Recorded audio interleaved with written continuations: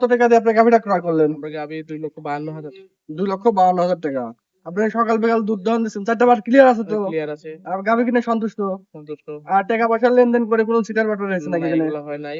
মানে এখানে টাকা দিয়ে আপনি লেনদেন করলেন, মানে আপনার মন মতো লেনদেন মন হয়েছে? মতো লেনদেন হচ্ছে। গাভি কিনে আপনি সন্তুষ্ট? সন্তুষ্ট।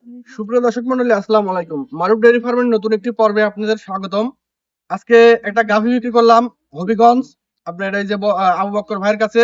তো ভাই কিভাবে আসলো, কিভাবে এখানে এসে ক্রয় করলো, এখানে এসে কিভাবে দেখে শুনে ক্রয় করলো নাকি তার মুখ থেকে শুনবো। আসসালামু আলাইকুম ভাই। আসসালামু আলাইকুম। ওয়ালাইকুম সালাম। ওয়ালাইকুম আসসালাম। আমি হবিগঞ্জ থেকে আসছি। আমাদের এলাকার একটি বড় ভাই সৌরভ ভাই থেকে আমি সন্ধান পাইছি যে পাবনা চাটমোহর মর্তাপুর ইউনিয়নের পাশে একটি খামার রয়েছে, মারুফ ভাই একজন তার মধ্যে। মারুফ ভাইয়ের কাছে আসছি, ইনশাল্লাহ একটা গাভী নিলাম, আমাদের ভালো লাগছে। সৌরভ ভাই ভালো হয়েছে বিধায় আমরা আসছি।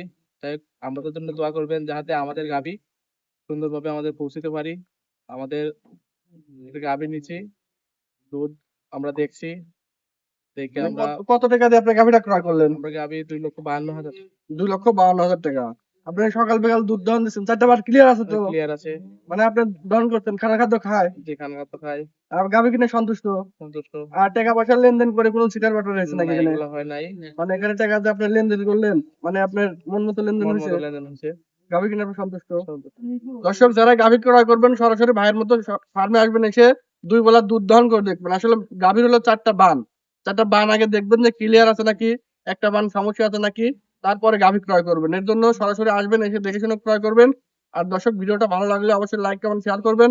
আর যারাই নতুন দেখছেন অবশ্যই চ্যানেলটি সাবস্ক্রাইব এবং ফলো দিয়ে রাখবেন যাতে প্রতিনিয়ত দেখতে পারেন। তো ভাইয়ের জন্য দোয়া করবেন যাতে গাভিটা ভালো হয়। তো সবাই ভালো থাকেন, সুস্থ থাকেন। আজকের প্রোগ্রামটা এখানে শেষ করছি। সবার প্রতি সালাম রইলো। আসসালামু আলাইকুম।